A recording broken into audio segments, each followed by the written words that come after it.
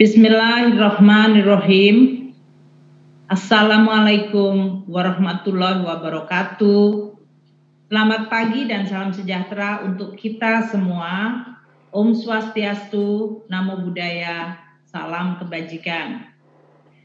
Yang saya hormati Kepala BPKP, Pak Yusuf Ateh, Bapak Wakil Menteri Keuangan Republik Indonesia, Bapak Suha Hasil Nazara, Ketua Ikanastan, Bapak Helmi Yahya, Sekretaris Jenderal Kementerian Keuangan, Bapak Hadianto, Kepala BPPK dan Direktur PKM STAN, Kepala BPPK Pak Rio dan Direktur PKM STAN, dan seluruh pejabat pegawai di lingkungan Kementerian Keuangan, para dosen PKM STAN, dan yang saya cintai para wisudawan, wisudawati, serta yang berbahagia dan memiliki kebanggaan pada hari ini, para orang tua dari para wisudawan. Pertama-tama, mari kita semua pada pagi hari yang baik ini memanjatkan puji syukur kehadirat Tuhan Yang Maha Esa, Allah Subhanahu wa Ta'ala. Karena atas berkat limpahan rahmat-Nya, kita semua dapat berkumpul pagi hari ini untuk melakukan wisuda secara virtual.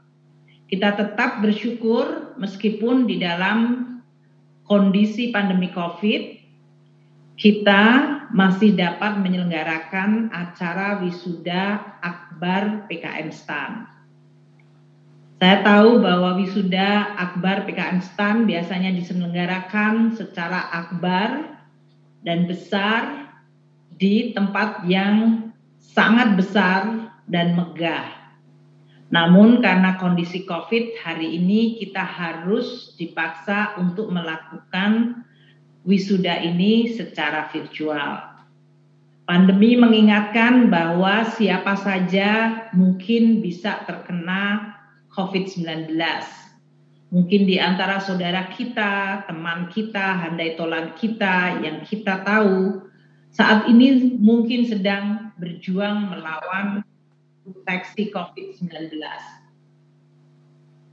Mari kita bersama-sama berdoa untuk kesembuhan mereka dan semoga pandemi COVID-19 segera berlalu.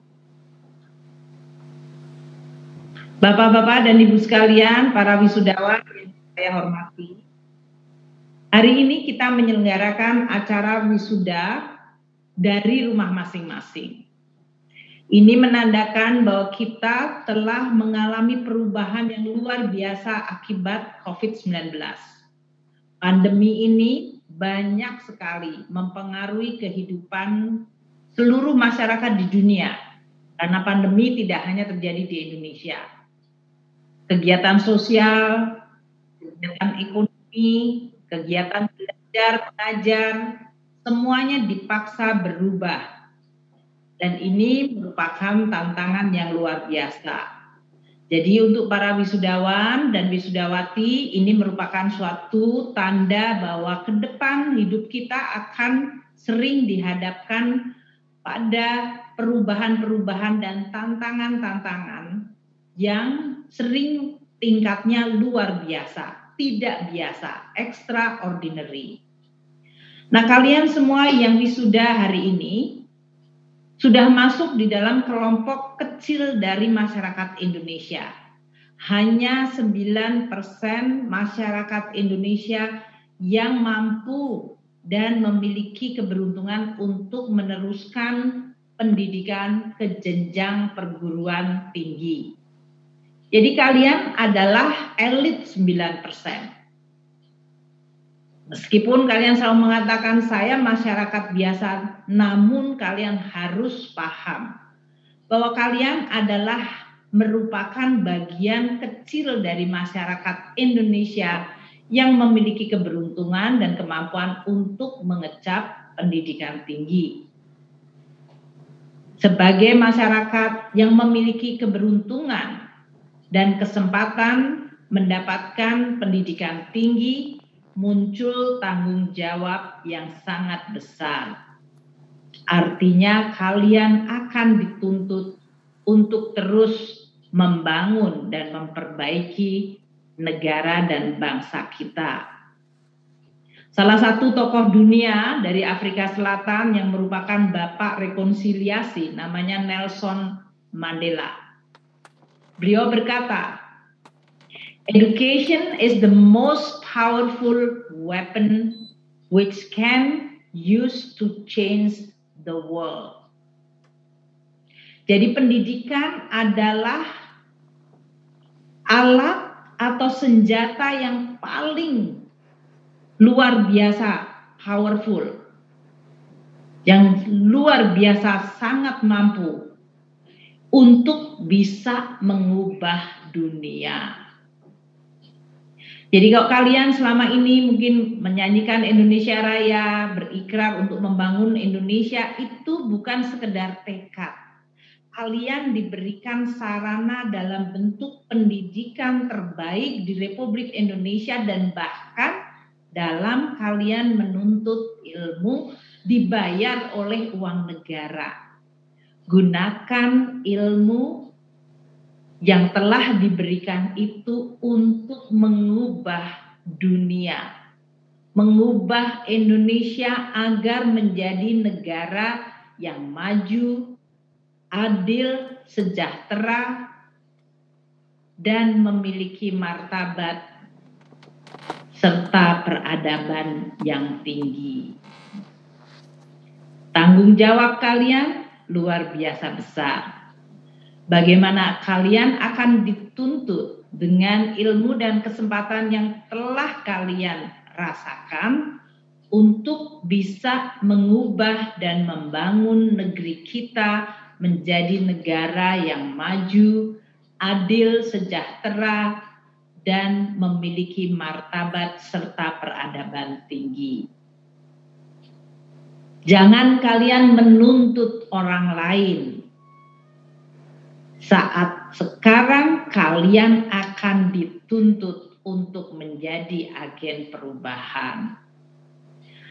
Saya juga tahu bahwa tema dari kegiatan wisuda hari ini adalah Araminadia.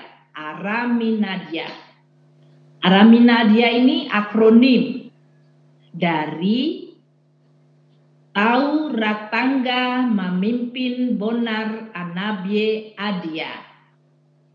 Mungkin kita semuanya merasa asing dan aneh mendengar kata-kata tersebut. Tau Ratangga Mamimpin Bonar Anabye Adia. Kata-kata itu berasal dari bahasa-bahasa daerah di Indonesia yang berbeda-beda. Tau dari bahasa Makassar artinya orang. Ratangga dari bahasa Jawa kuno artinya kuat dan pejuang. Mamimpin bahasa Banjar artinya pemimpin. Bonar dari bahasa Batak Toba artinya jujur. Anabye dari bahasa Biak Papua artinya berbudi baik. Dan Adia dari bahasa Minang artinya adil. Jadi tema wisuda hari ini adalah tema yang diangkat dari kata-kata daerah di Indonesia, bahasa daerah di Indonesia yang berbeda-beda, yang kita mungkin mendengarnya asing, janggal, aneh, namun begitu kita bisa menerjemahkan dalam satu pengertian definisi yang kita pahami, kata-kata itu tersusun menjadi sebuah kalimat yang penuh dengan makna dan harapan. Ini menyimpulkan kita semuanya tadi harapannya agar anak-anak yang di wisuda hari ini akan menjadi pemimpin yang kuat, jujur, berbudi baik, dan adil. Tema ini juga menggambarkan betapa kayanya kebinekaan dari suku bangsa di Indonesia.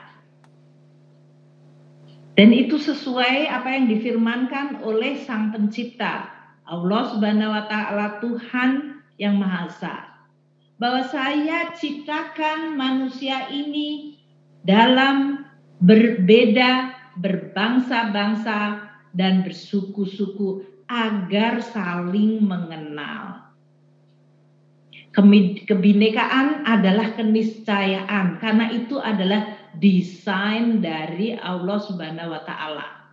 Rancangan awal manusia walaupun mulainya adalah dari satu laki, satu perempuan, namun kemudian didesain untuk berbeda-beda secara berbangsa-bangsa, bersuku-suku, berbahasa-bahasa. Kebinekaan ini keniscayaan yang seharusnya membuat kita saling mengenal, karena itu yang dikehendaki oleh Sang Pencipta.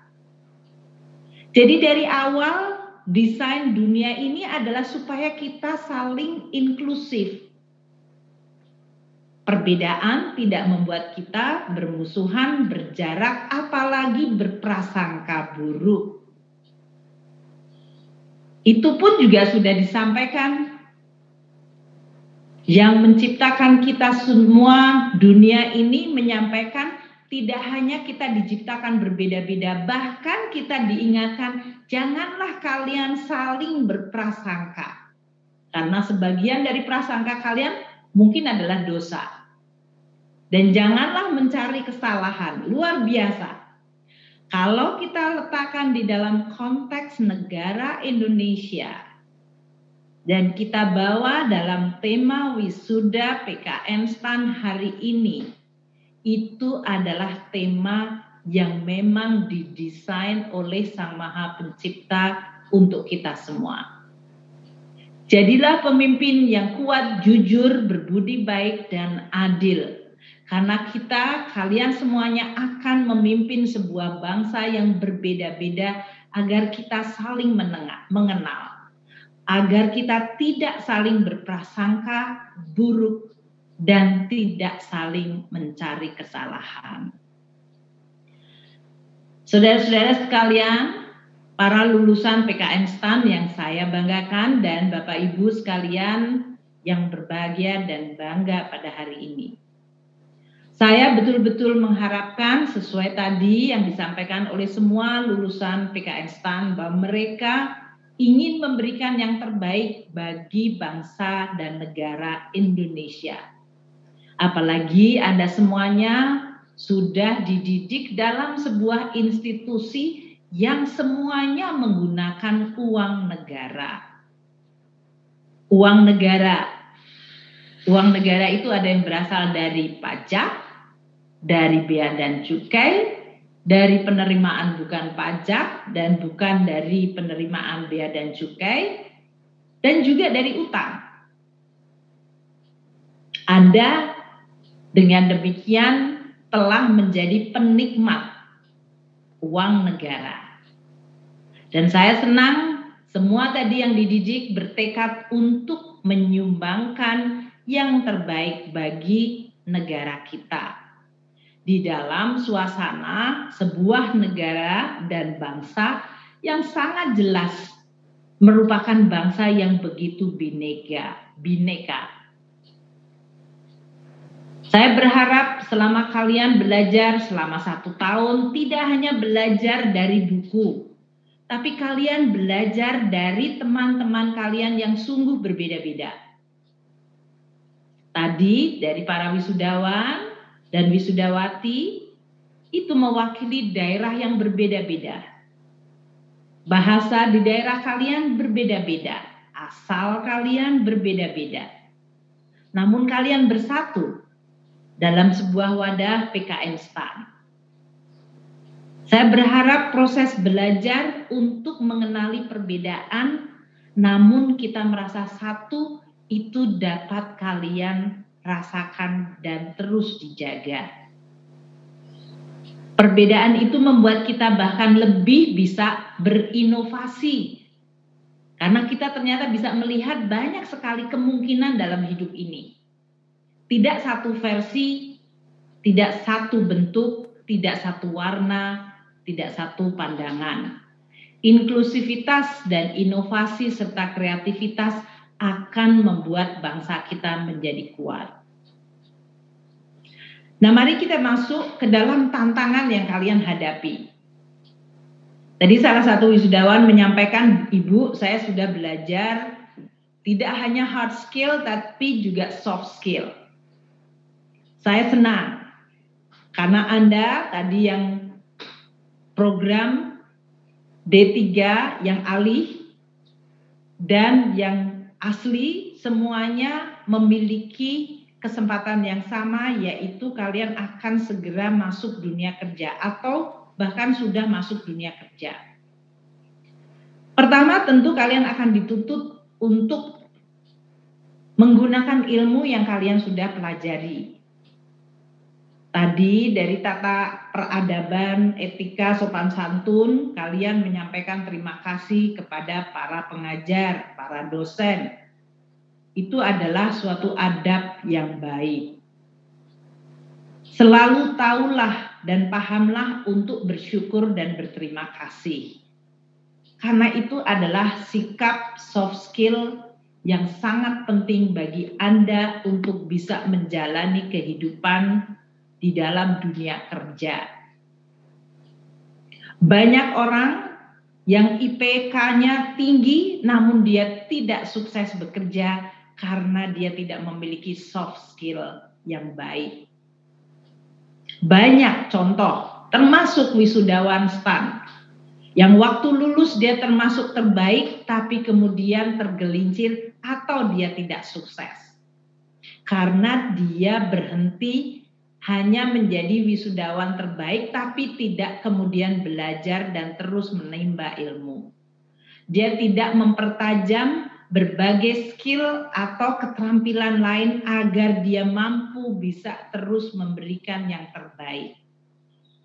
Pesan saya kepada Anda semuanya, jangan berpuas diri meskipun mungkin Anda adalah wisudawan terbaik. Tadi telah disampaikan oleh Direktur STAN bahwa hari ini lulusan dari PKM STAN 3.231, 70%-nya adalah lulus dengan pujian. Luar biasa. Anda semuanya berasal dari keluarga yang luar biasa, dididik oleh orang tua kalian luar biasa, masuk ke PKM STAN, dan Anda tetap bisa menjaga menjadi lulusan dengan predikat pujian. Ini jarang ditemukan di kampus manapun, di mana mayoritas 70% lulusannya adalah predikatnya adalah dengan pujian. Namun jangan kalian jumawa, jangan arogan, jangan tinggi hati, jangan sombong. Mungkin hari ini kita ada di tempat yang terbaik. Coba kita pergi keliling dunia, maka kita tahu Indonesia masih perlu untuk kita bangun dan membutuhkan pemikiran, dedikasi, skill Anda yang luar biasa untuk bisa kita menjadi bangsa yang maju. Era digital dengan industri 4.0 itu memberikan disrupsi. Disrupsi karena digital kita sudah sering bicarakan. Yang kita tidak duga tahun ini kita juga terkena disrupsi pandemi COVID-19. Ada sebuah joke atau lelucon yang mengatakan, siapa sih yang paling powerful dan memimpin transformasi dari perusahaan Anda untuk menjadi digital? Who led the digital transformation of your company? Itu pertanyaan. Siapa sih yang memimpin transformasi digital di perusahaan Anda? Dikasih 3 jawabannya, CEO, pimpinan perusahaan, CIO, pemimpin dari information technology di perusahaan Anda, atau COVID. Jawabannya COVID. Mungkin ini lelucon, tapi itu benar. Coba lihat Kementerian Keuangan. Meskipun kita mungkin termasuk dari institusi yang cukup maju menyiapkan untuk transformasi dari cara kita bekerja. Kita sudah mulai membuat keseluruhan dokumen kemarin dalam bentuk digital. Naskah dinas tidak di-print, tapi semuanya dalam bentuk naskah dinas digital. Tanda tangan digital. Kita bahkan sudah membuat flexible working hour. Namun itu masih dalam tahap permulaan dan percobaan. Tiba-tiba kita dihadapkan oleh COVID-19 yang memaksa kita untuk tidak masuk kantor. Namun kita harus tetap bekerja. Bahkan kita ditantang karena COVID itu menimbulkan dampak luar biasa bagi bangsa kita, yang kemudian imbasnya ke keuangan negara luar biasa. Penerimaan pajak kita turun karena perusahaan-perusahaan mengalami kerugian. Jangankan mereka bisa beroperasi, mereka tutup. Selain tutup, mereka juga bahkan harus menanggung biaya. Banyak dari sebagian masyarakat kita kehilangan pekerjaan. Masyarakat kita yang usaha kecil menengah juga tidak bisa. Warung-warung Tegal yang biasanya makanan yang menjual di sekitar sekolah, di sekitar kantor, mereka tidak ada lagi yang membeli. Tidak hanya 1 minggu, tidak hanya 1 bulan. Ini sudah bulan ke-7. Jadi ini merupakan suatu tantangan yang luar biasa yang mengubah secara luar biasa cepat dan harus kita bisa atasi. Maka saya berharap bahwa pelajaran akibat COVID-19 yang memaksa kita untuk bertransformasi memberikan pelajaran luar biasa. Waktu kita diberikan tantangan dan dipaksa berubah, kita mampu melakukan penyesuaian. Inilah yang disebut skill yang kalian harus miliki. Jangan jadi manusia yang kemudian tidak bisa melihat perubahan atau bahkan merubah diri kita sendiri untuk menjadi lebih baik. Karena dunia pasti akan berubah. Oleh karena itu, saya berharap kalian yang sudah belajar 1 tahun di PKN STAN, 3 tahun, kalian terus mengasah keterampilan baik ilmu kalian maupun personality kalian, karakter kalian. Tingkatkan kemampuan berkomunikasi, communication skill. Tingkatkan kalian keterampilan berorganisasi, organizational skill. Tingkatkan leadership kalian. Meskipun kalian tidak punya anak buah, karena kalian sekarang mau bahkan menjadi anak buah. Kalian belum menjadi atasan. Namun leadership skill itu penting. Yang penting adalah memimpin diri kalian sendiri. Karena yang paling sulit ditundukkan adalah diri kita sendiri. Maka pimpinlah diri kalian sendiri sehingga Anda nantinya bisa memimpin orang lain. Menjadi manusia yang tidak mudah menyerah. Menjadi manusia yang daya juangnya tidak pernah redup. Resilient, perseverance itu penting. Karena kadang-kadang tantangan dan cobaan itu tidak berjalan dalam waktu singkat. Kalian belajar 1 tahun, kalian belajar 3 tahun, kalian bekerja nanti bertahun-tahun, maka kalian harus memiliki kemampuan untuk terus memiliki daya juang, daya tahan, dan bahkan memiliki energi untuk berinovasi dan menjadi pemenang. Itulah yang saya harapkan untuk seluruh lulusan wisudawan dan wisudawati dari PKN STAN. Saya senang bahwa kalian semuanya adalah generasi milenial yang mewakili kualitas generasi milenial yang baik, cerdas, memiliki ambisi yang baik, dan tekad yang mulia. Namun generasi milenial sering juga dicirikan bahwa kalian cepat bosan atau kurang tahan terhadap tekanan. Buktikan bahwa itu salah. Karena yang akan menjadikan kalian sukses bukan hanya IPK kalian yang tertinggi, tapi kemampuan kalian untuk terus melakukan adaptasi, mampu bertahan, mampu untuk terus fokus menjalankan komitmen, walaupun kadang-kadang situasi tidak menyenangkan.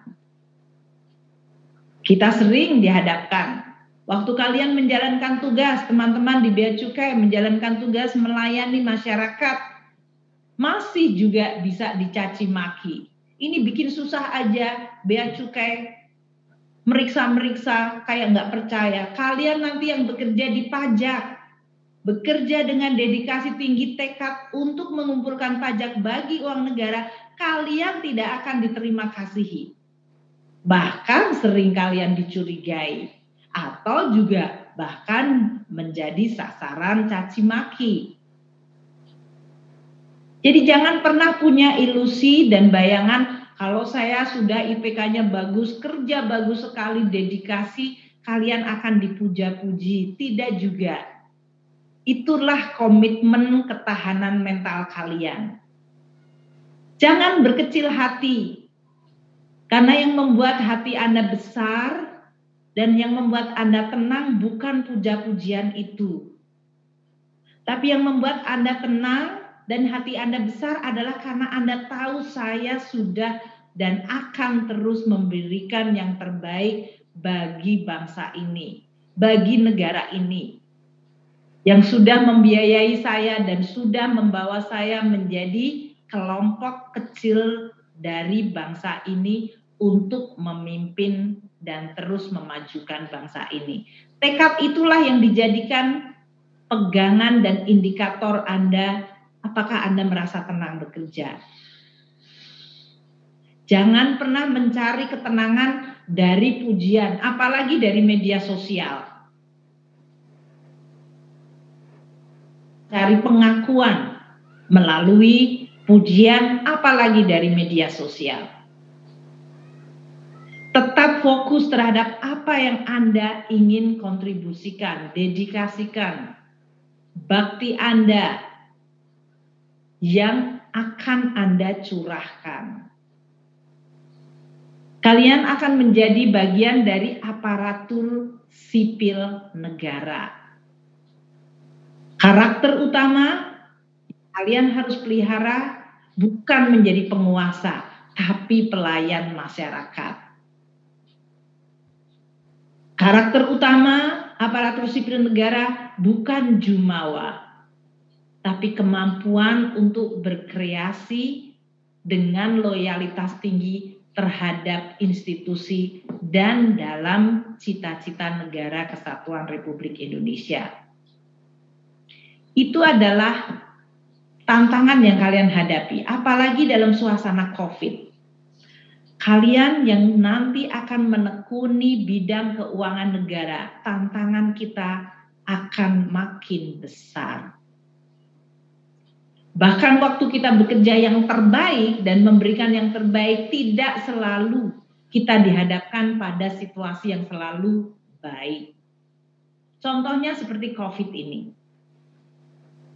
Kita sudah bertekad akan membuat APBN kita sehat. Kita sudah bertekad untuk mengumpulkan pajak, menjaga belanja negara, menjaga utang negara, untuk membuat keuangan negara kita menjadi kuat. Kemudian datanglah cobaan, tantangan seperti COVID-19. Mengubah seluruh rencana kita. Apakah kita mengeluh? Tidak. Apakah kita berputus asa? Jelas tidak. Apakah kita putus harapan? Juga tidak. Namun kita fokus apa yang terjadi. Insting pertama bagaimana melindungi masyarakat. Waktu tantangan terjadi. Insting pertama selalu apa yang bisa kita lakukan agar masyarakat kita bisa kita lindungi. dan bisa menjadi masyarakat yang produktif, tetap bisa berjalan. Tantangan-tantangan itu kita jawab dengan bekerja, berpikir, mencari solusi, berpikir kritis, namun tidak sinis, tidak mencerca, tidak berprasangka, apalagi mencari-cari kesalahan. Jadi ikhtiar, kekhusyukan kita untuk bekerja, beribadah, dan keinginan untuk mencari solusi dengan berpikir kritis tidak berarti kalian akan menjadi manusia yang sinis, yang sok tahu, yang arogan, dan kemudian berprasangka dan bahkan menyalah-nyalahkan orang. Itu adalah karakter yang sangat berbeda. Daya tahan Anda untuk terus bisa fokus mencari solusi dan tidak pernah putus asa, itu menjadi kunci bagi Indonesia maju ke depan. Terakhir saya ingin menitipkan yang tadi telah kalian sampaikan. Semuanya bertekad menjadi orang-orang wisudawan, wisudawati akan menjadi pekerja ASN yang memiliki integritas. Kalian bekerja di bidang keuangan negara. Ini adalah uang masyarakat, uang bangsa, uang negara. Bukan uang kita, bukan nenek moyang kita, uangnya bukan uang untuk anak-anak cucu saya sendiri. Tidak, ini adalah uang rakyat. Namun itu adalah uang. Uang adalah godaan yang besar. Dia bisa menjadi sarana untuk kita mencapai tujuan, namun dia bisa menjadi godaan yang nyata. Dan banyak cerita manusia di dunia tergelincir karena godaan uang. Banyak sekali, sangat banyak sekali. Jadi kalau kalian sekarang memiliki tekad untuk menjaga integritas, itu simpanlah di dalam pikiran dan hati kalian. Tekad itu disimpan, dipelihara, setiap hari diperbarui. Kalau kalian makhluk yang beragama dan pasti berdoa, setiap doa kalian ingatkan kembali diri kalian sendiri, memimpin diri sendiri. Ingatkan, ya Allah, ya Tuhan, jagalah hati pikiran saya untuk tetap tidak tergoda kepada uang karena kalian bekerja di bidang keuangan negara. Integritas itu sesuatu yang tidak boleh diperjualbelikan. Integritas itu adalah sesuatu yang menggambarkan karakter Anda. Kalau kalian menjual integritas Anda, kalian tidak lagi berharga. Meskipun nanti mungkin menghadapi kemungkinan akan diberikan uang sogokan, nilainya bisa jutaan, bisa puluhan juta, bisa ratusan juta, bahkan bisa miliar. Namun itu tidak diperjualbelikan. Nilai jutaan, puluhan juta, ratusan juta, miliar itu menjadi tidak ada harganya. Begitu Anda menjual integritas Anda. Anda menjadi tidak punya nilai. Ironis, namun itu benar. Jadi peliharalah integritas Anda. Dan saya senang tadi kalian semuanya menyampaikan terima kasih kepada orang tua, kepada pengajar. Itu adalah nilai-nilai etika dan moralitas kalian. Jaga sopan santun dan etika. Karena orang hidup tidak hanya berdasarkan aturan hukum, tapi juga berdasarkan moralitas dan etika. Integritas, etika, moralitas itu kalian jaga dengan hati-hati dan sepenuh hati. karena dia adalah yang menggambarkan aset terbaik dari manusia. Pendiri bangsa kita, Bung Hatta, pernah mengatakan, kurang cerdas dapat diperbaiki dengan belajar. Kurang cakap dapat dihilangkan dengan pengalaman. Namun, tidak jujur sulit diperbaiki. Jadi kalian tahu bahwa kalau sekarang kalian dibekali dari orang tua kalian menjadi anak-anak yang jujur, belajar di PKN STAN, dan memiliki komitmen ikrar untuk menjadi manusia yang profesional dan berintegritas, kejujuran itu adalah aset atau harta yang luar biasa penting di dalam kehidupan kalian selanjutnya. Jangan pernah digadaikan. Karena Bung Hatta pun mengakui sulit diperbaiki. Sekali kalian tidak jujur, sulit diperbaiki. Nah, inilah yang saya harapkan kepada kalian semuanya, para anak-anakku yang barusan lulus. Jadilah wisudawan, wisudawati yang akan menjadi kebanggaan orang tua, menjadi kebanggaan dan harapan bangsa kita. Dan tentu bagi Kementerian Keuangan merupakan lulusan-lulusan yang akan menjaga keuangan negara dan terus meningkatkan keuangan negara bagi kemakmuran rakyat yang berkeadilan. Kalian angkatan 31, tadi yang disebutkan, BC 31, jangan eksklusif di angkatan kalian. Kalian sekarang menjadi keluarga pengelola keuangan negara di Indonesia. Sebuah keluarga besar yang memiliki tugas, fungsi, dan tanggung jawab luar biasa penting. Jagalah amanah itu sampai maut menjemput kalian. Saya ingin menyampaikan sebagai penutup kepada seluruh panitia dan sivitas akademika PKN STAN yang sudah menyelenggarakan acara wisuda akbar PKN STAN secara daring. Dan ini untuk pertama kalinya di dalam sejarah PKN STAN dan berjalan sangat baik. Saya ingin menyampaikan terima kasih dan penghargaan atas kerja kerasnya. Untuk seluruhnya, para wisudawan, wisudawati, kalian jadilah generasi yang optimis, generasi yang percaya diri, generasi yang mampu memberikan jawaban untuk terus membawa obor kemajuan bagi Republik Indonesia. Jangan menjadi generasi yang negatif, yang sinis, berkeluh kesah. Dalam perjalanan hidup, kalau Anda melihat kekurangan, perbaiki. Tidak usah mengeluh. Apalagi ngomel. Apalagi mencaci-nyaci. Apalagi menjelek-jelekkan dan mencaci di media sosial. Jadi generasi yang kritis tanpa menjadi sinis. Jadi generasi yang positif dan konstruktif, bukan yang destruktif.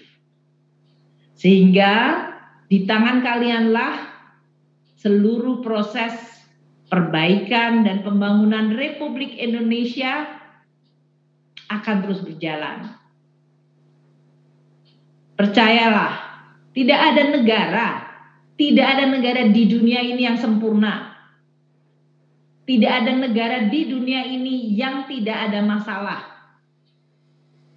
Saya tahu itu karena saya pernah menjadi managing director dari Bank Dunia dan saya mengunjungi ratusan negara di dunia.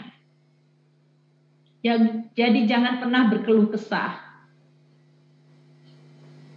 mencaci-caci, menjelek-jelekkan, apalagi menjelekkan negara sendiri. Jadi patriot